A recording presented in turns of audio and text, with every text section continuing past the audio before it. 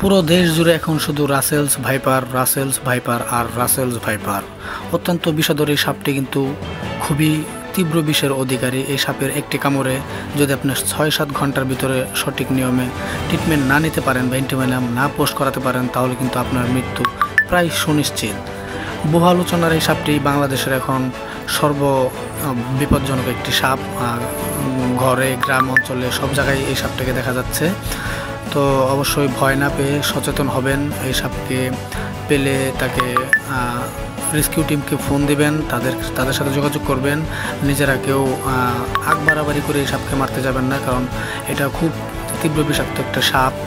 আর এর এক ছোবলেই আপনার প্রায় মৃত্যু হয়ে যেতে পারে। তো অবশ্যই সচেতন থাকবেন। আর অবশ্যই আমার ভিডিওটা ভালো লাগলে চ্যানেলটা সাবস্ক্রাইব করে বেল আইকনটি অল করে আমার পাশেই থাকবেন প্রতিদিন নিত্য নতুন ভিডিও পাওয়ার জন্য। আসসালামু আলাইকুম প্রিয় লিসেনার্স।